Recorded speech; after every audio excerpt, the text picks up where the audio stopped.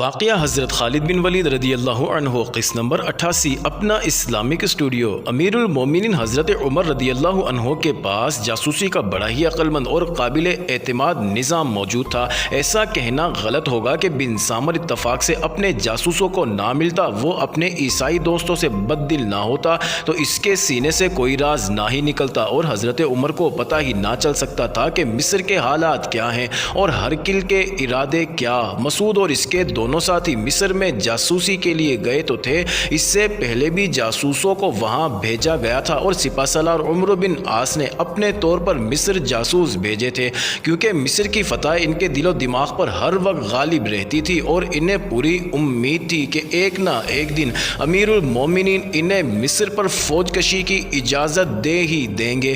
طاعون کی وبا ختم ہو چکی تھی۔ پہلے بیان ہو چکا ہے کہ یہ وبا مجاہدین کے لشکر کے ایک خاص حصے کو کھا گئی تھی۔ لشکر کی نفری پوری کی جا رہی تھی، لیکن عمرو بن عاص بے تاب ہوئے جا رہے تھے۔ وقت بڑی تیزی سے گزرتا جا رہا تھا۔ امیر المومنین کے ساتھ انہوں نے پہلے تفصیلی گفتگو کی تھی اور ان پر واضح کیا تھا کہ مصر کو سلطنت اسلامیہ میں شامل کرنا کیوں ضروری ہے۔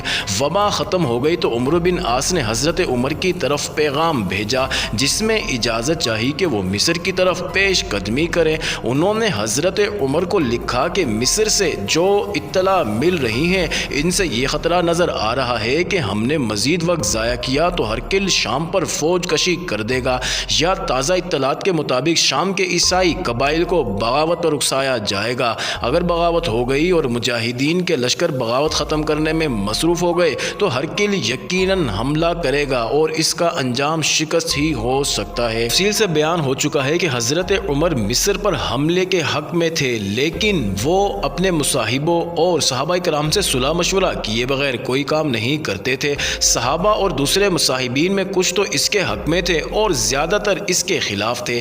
یہی وجہ تھی کہ مصر پر فوج کشی ملتوی ہوتی رہی اور قحط نے پھر وبا نے آن لیا۔ اب عمرو بن عاص نے پھر یہی مسئلہ چھیڑ دیا تو حضرت عمر نے پہلے سے زیادہ سنجیدگی سے اس پر غور کیا۔ انہیں بھی مصر کے تازہ حالات، ہرقل کے ارادے اور قبطی عیسائیوں کے رویے کی مکمل اور تفصیلی اطلاعات مل چکی تھی۔ عمرو بن عاص نے جو دلیل پیش کی اور جس خطرے کا اظہار کیا تھا یہ پہلے ہی حضرت عمر کو پریشان کیے ہوئے تھا۔ آخر انہوں نے عمرو بن عاص کو جواب دیا۔ پیغام لے جانے والے قاصد کا نام شریک بن عبداللہ تھا۔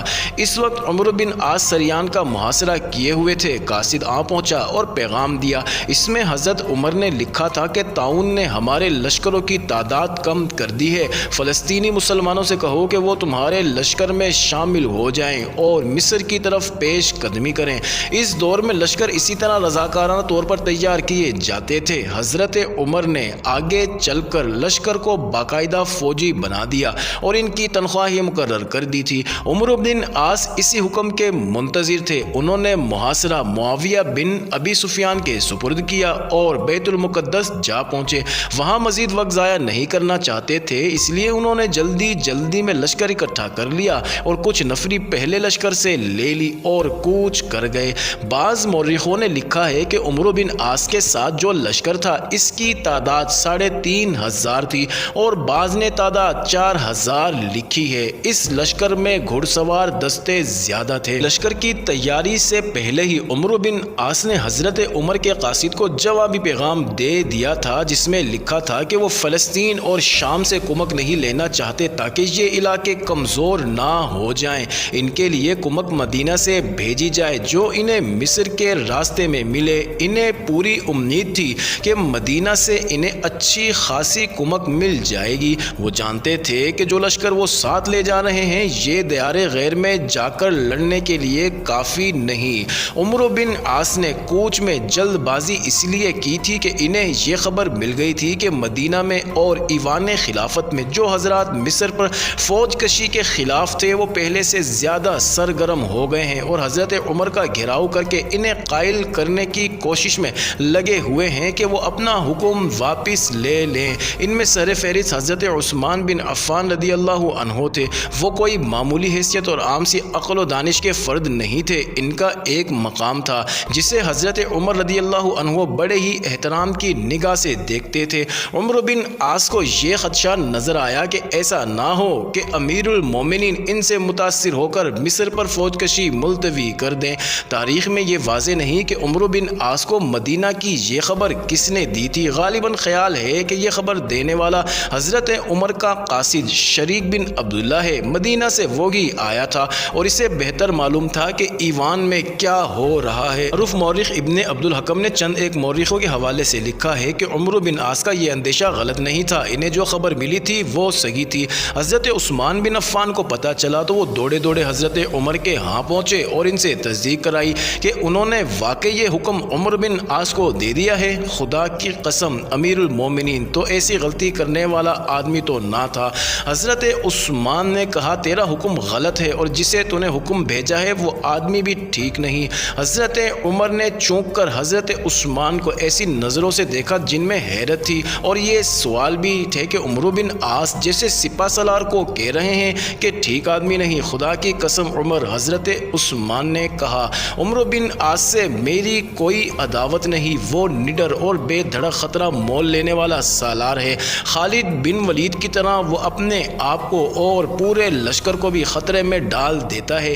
یہ تو ایک وجہ ہے کہ اسے اجازت نہیں دینی چاہیے تھی۔ دوسری وجہ یہ ہے کہ عمر دولت مند خاندان کا فرد ہے، اس میں اقتدار کی طلب موجود ہے۔ تیسری وجہ یہ ہے کہ مصر کے حالات کا صحیح اندازہ نہیں کیا گیا اور وہ جو لشکر لے کر گیا ہے وہ کافی نہیں۔ اس لشکر میں وہ مجاہدین بھی ہیں جنہوں نے فتح پر فتح حاصل کر کے رومیوں کو شام سے بے دخل کیا ہے اور عمر بن عاص نے ان فاتحین کو ہلاکت میں ڈال دیا ہے۔ حضرت عمر ایسی شش و پنج میں پڑ گئے جو ان کی فطرت کے مطابق نہیں تھی۔ وہ تو بڑے ہی صاف ذہن سے فیصلہ کیا کرتے تھے، لیکن انہیں یہ سوچ پریشان کرنے لگی کہ حضرت عثمان جیسی شخصیت کی رائے نہ مانے تو یہ ناراض ہو جائیں گے۔ حضرت عثمان کے علاوہ انہی کی حیثیت کے چند حضرات اور بھی تھے جو مصر پر فوج کشی کو ایک خطرہ سمجھ رہے۔ حضرت عمر پریشان ہو گئے۔ ایسی صورتحال پہلی بار پیدا ہوئی تھی کہ ان کی شدید مخالفت ہوئی اور انہیں یہ احساس بھی ہوا کہ انہوں نے ان تمام حضرات سے آخری بار صلح مشورہ کیے بغیر یہ حکم بھیج دیا تھا۔ حضرت عمر نے بڑی گہری غور و خوض کے بعد یہ فیصلہ کیا کہ عمر بن عاص کو واپس بلا لیا جائے۔ انہوں نے تاریخ کے مطابق پیغام میں یہ الفاظ لکھے، اگر تجھے میرا یہ خط مصر کی سرحد پار کرنے سے پہلے مل جائے تو وہیں سے واپس بیت المقدس چلے آؤ، اور اگر تم مصر کی سرحد میں داخل ہو چکے ہو تو پیش قدمی جاری رکھو، میں تمہارے لیے کمک بھیج دوں گا۔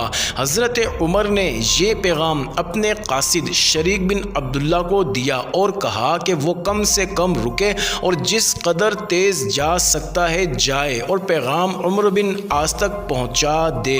جس وقت قاصد عمر بن عاص تک پہنچا وہ رفح کے مقام پر تھے۔ انہوں نے پیش قدمی بڑی سست رفتاری سے کی تھی اور وہ سمندر کے کنارے کنارے جا رہے تھے۔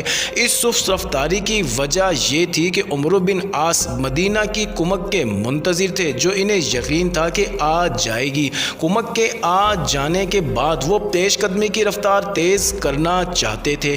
یہاں تاریخ میں ایک دلچسپ واقعہ لکھا ہے۔ جب قاصد عمر بن عاص تک پہنچا اور اس نے بتایا کہ امیر المومنین کا پیغام لایا ہے تو عمر بن عاص نے انہیں پیغام تو لے لیا، پڑھا نہیں، اس کی بجائے وہ چلتے گئے اور قاصد سے مدینہ کی باتیں اور خبریں پوچھتے رہے۔ آخر وہ رفح سے بہت آگے نکل گئے اور ایک گاؤں آیا۔ عمر بن عاص نے گاؤں والوں سے پوچھا کہ یہ کس ملک کا گاؤں ہے؟ انہوں نے بتایا کہ مصر کا گاؤں ہے۔ عمر بن عاص نے اب پیغام کھول کر پڑھا، اپنے ماتحت سالاروں کو بلا کر یہ پیغام سنایا اور کہا کہ امیر المومنین نے یہ حکم دیا ہے کہ مصر میں داخل ہو چکے ہو تو پیش قدمی جاری رکھو۔ تم سب دیکھ رہے ہو کہ ہم مصر میں داخل ہو چکے ہیں، لہٰذا پیش قدمی جاری رہے گی۔ قاصد کو پیغام کا جواب لکھ کر دیا کہ ان کا لشکر مصر کی سرحد سے آگے نکل گیا ہے، اس لیے کمک فوراً بھیجی جائے۔ انہوں نے مقاصد کو ہی گواہ بنا لیا کہ لشکر مصر کی سرحد میں داخل ہو چکا تھا۔ عمرو بن عاص نے اپنے ماتحت سالاروں سے کہا کہ جب انہوں نے دیکھا کہ کمک کی بجائے قاصد آیا ہے تو وہ سمجھ گئے کہ یہ واپسی کا حکم آیا ہے۔ انہیں حضرت عمر رضی اللہ عنہ کی فطرت اور ان کے احکام کا اندازہ تھا۔ کس طرح انہوں نے محسوس کر لیا کہ حضرت عمر ایسے نہیں کہ ایک حکم دے کر اس کی منسوخی کا حکم بھی بھیج دیں، انہوں نے ضرور لکھا ہوگا کہ مصر میں داخل ہو گئے ہوں تو پھر پیچھے نہ آنا، آگے ہی بڑھنا۔ عمرو بن عاص کا یہ قیاس صحیح نکلا۔ اس سے آگے ان کے سامنے مصر کا ایک مشہور مقام عریش تھا۔ یہ درمیانہ درجے کا شہر تھا۔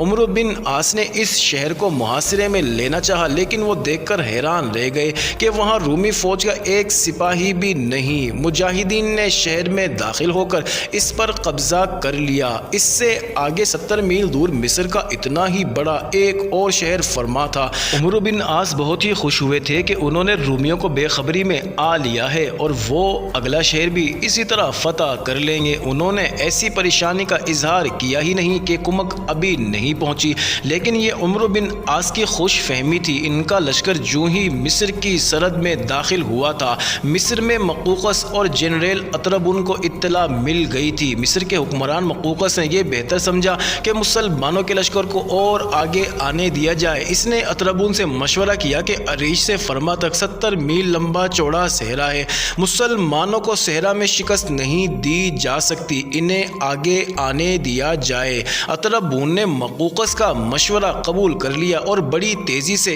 یہ کارروائی کی کہ عریش سے اپنی تمام فوج نکال کر 70 میل پیچھے فرما کے شہر میں اکٹھا کر لی اور اس شہر کا دفاع اور زیادہ مستحکم کرنا شروع کر دیا۔ عمرو بن عاص اس خوش فہمی میں ناکافی لشکر کے ساتھ بڑھے چلے جا رہے تھے کہ اگلے شہر میں بھی مزاحمت نہیں ملے گی، وہ امیر المومنین کے مخالفین کو غلط ثابت کر دیں گے، مگر انہیں بتانے والا کوئی نہ تھا کہ رومیوں نے ان کے لیے پھندا تیار کر رکھا ہے۔ معزز ناظرین، عمرو بن عاص کا لشکر مصر کے شہر فرما کی طرف بڑھا جا رہا تھا۔ انہوں نے مصر کا ایک شہر عریش بغیر مزاحمت کے لے لیا تھا۔ وہ اس خوش فہمی میں مبتلا تو تھے کہ اگلا شہر فرما بھی اسی طرح آسانی سے لے لیں گے، لیکن وہ بہت ہی محتاط ہو کر پیش قدمی کر رہے تھے۔ احتیاط تو لازمی شرط تھی، جس کی ایک وجہ یہ تھی کہ ان کے ساتھ لشکر تھا ہی کیا، 3,500 نفری ان کے ساتھ تھی۔ پیش قدمی کی رفتار ذرا کم اس امید پر رکھی کہ مدینہ سے کمک پہنچ جائے۔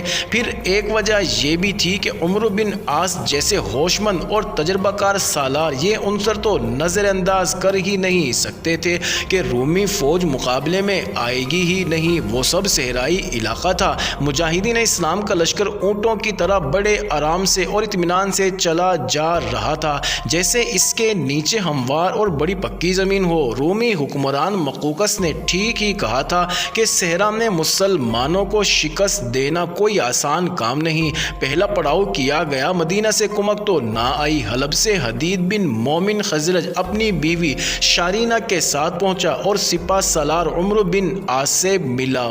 معزز ناظرین، جاری ہے اگلی ویڈیو کس نمبر 89 میں دیکھنا مت بھولیے گا۔